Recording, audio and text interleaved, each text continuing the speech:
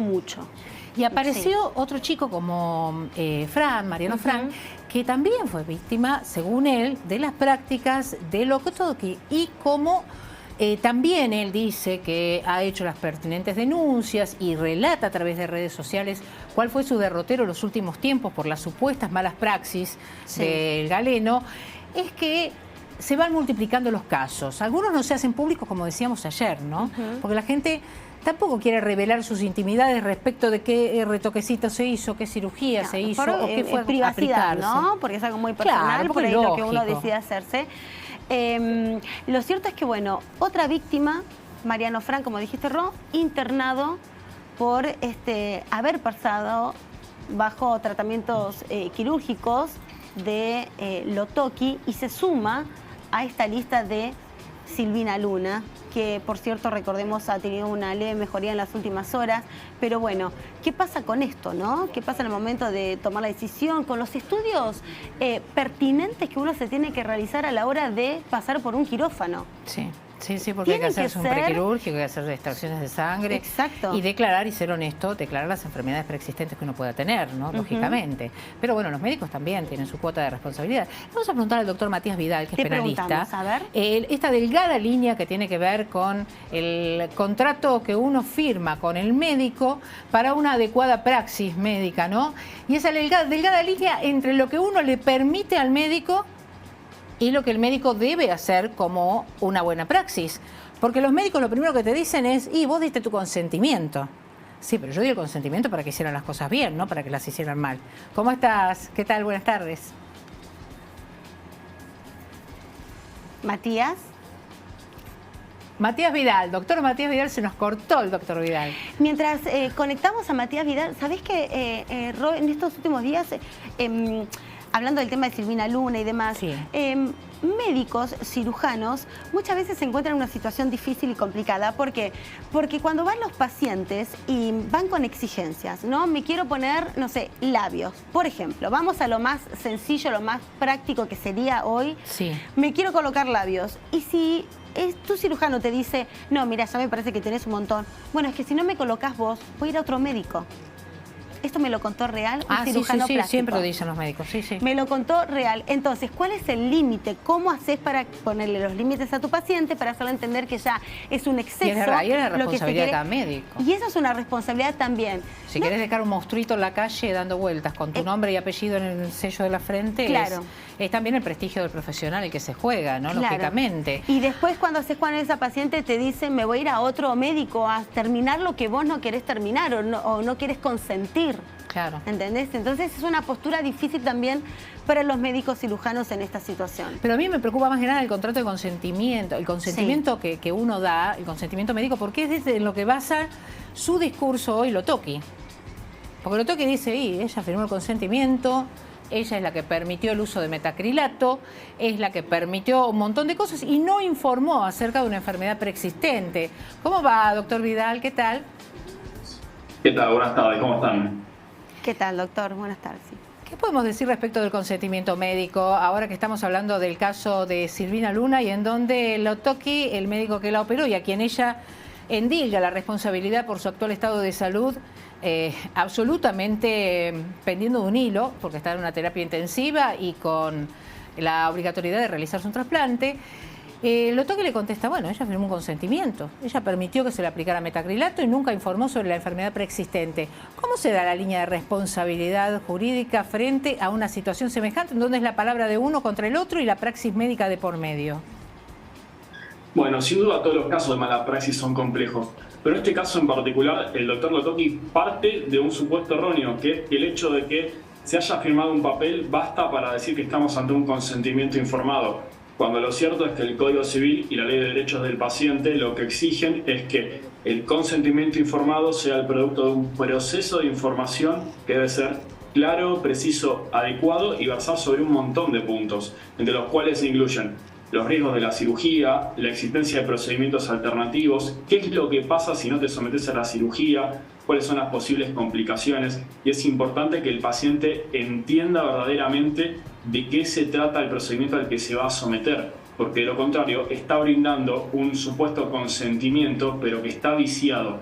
Entonces, de este punto, el argumento que plantea es muy endeble y es poco probable que la justicia lo convalide. Claro, él habla de fallas en el nexo causal, ¿no? Entre la operación y el resultado final, que es el trasplante, ¿no? Bueno, ese es otro de los elementos que entran a jugar acá. En materia técnico-penal estamos ante un problema de imputación objetiva. No me quiero ir muy para las cuestiones técnicas, pero lo cierto es que mientras más nos alejamos de la fecha del hecho, mayor es la posibilidad de que haya concausas, es decir, otras causas que puedan explicar conjuntamente el resultado lesivo. Acá parece muy claro por dónde viene la cuestión de la situación que actualmente padece Silvina Luna. Lo que pasa es que para la justicia, para lograr una condena... ¿Y por qué le dieron 4 años nada más? Bueno, eso tiene que ver con cuál fue la escala penal del delito que le estaban imputando, porque estamos acá ante unas lesiones gravísimas. Claro. Y tengo entendido que él también acusó por estafa. Y acá fue el juez, el magistrado, que en definitiva resolvió que ante este caso y estas circunstancias correspondía una pena de 4 años. La escala penal va de 3 a 10. Entonces, claro, el criterio del magistrado evaluar si por las características, las condiciones del caso en concreto, corresponde irnos más cerca del mínimo que del máximo. Acá estamos ante ¿aún cuando está con riesgo de vida la paciente, doctor? Porque le dieron casi el mínimo de la pena. Si es entre 3 y 10, le están dando 4... Y hay una persona que lo que viene padeciendo. Es menos de la mitad. Exacto. Lo que recibe de pena lo toque que lo que está padeciendo Silvina Luna en años de atención 2011, médica. Sí. Sin duda ese es uno de los motivos de agravio por parte de la Fiscalía y la querella, decir, señor juez, usted no valoró debidamente las circunstancias y la gravedad que revestía el caso. Pero lo cierto es que las lesiones gravísimas ya de cierta forma contemplan en sí mismo el riesgo de vida del paciente. Ahora, distinto es lo que está atravesando Silvina Luna en este momento, que está en una situación muy límite. Sí. Si esta situación se hubiera verificado quizás unos años atrás, la imputación podría haber cambiado. Esto lamentablemente son las deficiencias que tiene el derecho y a veces el problema de la lentitud de los tiempos de la justicia. Sí, porque ahora detectaron una bacteria, ella cuando despertó, que ahora tiene una leve mejoría en las últimas horas, ella hasta incluso se manifestó contenta porque se sabe cuál es esa bacteria para poder tratarla, a ver si tiene alguna cura, la pueden sacar de su cuerpo, digamos, sin tener y correr el riesgo de que esa bacteria también influya y perjudique a otros organismos.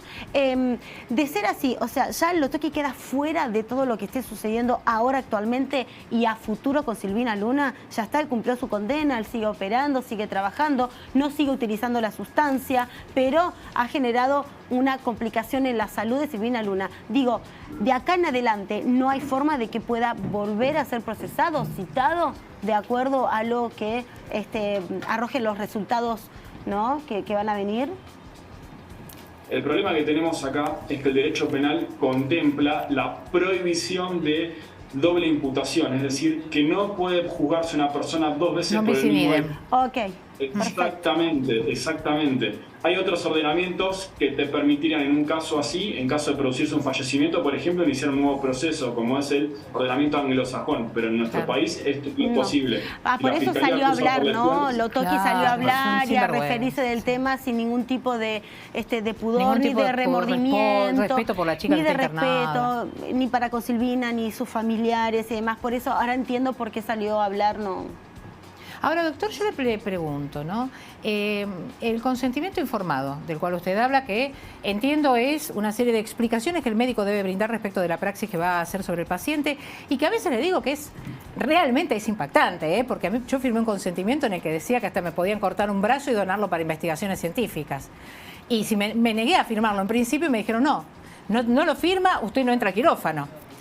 No era una operación de estética, pero bueno, en fin. Por poco no me cortaban un brazo y me decían, bueno, usted acepte si le cortamos los dedos, el brazo, la oreja, no importa. Y no tenía nada que ver una cosa con otra, ¿no? Con la operación que tenía que soportar. Y digo, ¿cómo es el paciente para saber cuáles son los límites de una buena o mala praxis? Porque el paciente va y se informa, pero confía en el médico con el cual se va a tratar. Y es muy difícil para uno que no tiene la especialización, que no ha estudiado y que no sabe, el poder interpretar de ese consentimiento informado cuáles son los planos de riesgo potencial que existen, ¿no? Bueno, sin duda, el paciente claramente está en una situación de asimetría de información y de poder. Se va a someter a una cirugía y quien sabe es la persona que le está brindando estas precisiones, estas pautas. Justamente uno va a un profesional para que lo asesore y lo aconseje, si no, no lo estaría haciendo.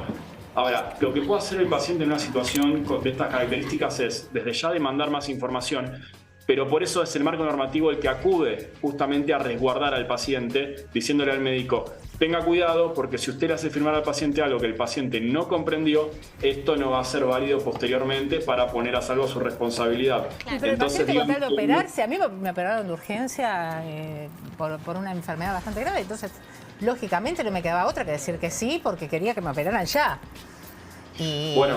Y me peleé con los médicos porque dije, bueno, pero acá me están hablando de cercenamiento de miembros, de extensiones del cuerpo, de un brazo, una pierna. ¿Vos habías llevado el consentimiento todo? No, vos lo redactás, ahí te lo dan redactado. Okay. Por lo general es un formulario casi como un contrato de adhesión, doctor. Por eso mismo, a mí me ha tocado asesorar a médicos y yo les digo, tengan cuidado porque el consentimiento médico no es el papel que ustedes están firmando, es el proceso de información suficiente y adecuado que le brindan al paciente. Está la diferencia, claro. No pasando por este proceso, ese papel no sirve de nada. Entonces, esto es un poco lo que acude también a cuidar al paciente frente al profesional. Si a vos te obligan a firmar algo en escasos minutos, sin que hayas tenido tiempo de reflexionarlo, de analizarlo, el día de mañana eso va a poder ser discutido en juicio y tenés todas las de ganar, justamente porque no puede considerarse eso que vos has expresado libremente tu voluntad con conocimiento de los riesgos, porque claramente no sucedió. Bueno, a ver, habrá que ver cómo hace uno para demostrar todo eso. También, doctor, es difícil. Habría como que retocar, ¿no? Toda esa cuestión, doctor, verlo con leyes y que quede todo asentado y que esté todo claro, tanto por parte de los médicos y también por los pacientes a la hora de una intervención quirúrgica que nada más y nada menos es tu salud, o sea... Claro, porque uno entra al quirófano y no sabe si sale, hay anestesia de por medio, hay a veces riesgos que son potenciales, aún no latentes, pero sí potenciales. Y realmente, cualquier entrada al quirófano siempre hay un peligro potencial. Siempre, totalmente. Por supuesto. Uno de este lado lo que procura es erradicar las malas prácticas en la medida que uno tiene las posibilidades. Cuando hablo con los médicos les informo esta situación. Cuando hablo con los pacientes les digo, vos tenés derecho a esto y a lo otro. Pero ciertamente, como decía, el paciente es vulnerable, es débil frente a la parte más débil de la relación jurídica, sin dudas. Totalmente. Doctor, ¿conoce algún médico que haya sido sancionado por mala praxis, que le hayan sacado la matrícula? Pues yo creo que conozco uno solo. La profesión médica lo que tiene es que es de alto riesgo. Entonces, para que hablemos de mala praxis tenemos que acreditar que haya habido una violación a un estándar objetivo de cuidado. Es decir, si la praxis médica indicaba que el médico tenía que hacer A, en el caso concreto probar que el médico hizo B, C, D u otra cosa distinta. Y eso en el caso concreto es bastante difícil de por sí. Ahora, cuando se puede verificar, ciertamente sí, yo estoy al tanto de condenas con accesoria de inhabilitación. ¿Cuál es el problema en este caso concreto? Esto ya lo sabemos, la condena al no estar firme todavía, por eso tampoco es que el doctor Lotoki puede irse a dormir tranquilo a la casa, porque estamos a escasos meses de que haya un pronunciamiento sobre el tema y puede efectivamente tener que ir a cumplir una pena de prisión, esto también hay que decirlo. Y en ese caso también con la correspondiente accesoria de inhabilitación, que puede ser de hasta 10 años según nuestro Código Penal. Es decir, es una inhabilitación fuerte. El tema es que se aplique en el caso concreto. Y la cuestión obviamente es los tiempos de la justicia para dar respuesta a estas problemáticas. Esto es lo que genera esta sensación de impunidad, porque un médico con semejantes acusaciones puede seguir operando como si nada hubiera pasado, pero ciertamente, insisto, acá hay una cuenta regresiva, hay graves acusaciones en su contra, ya tiene una condena que no está firme, pero es una condena al fin.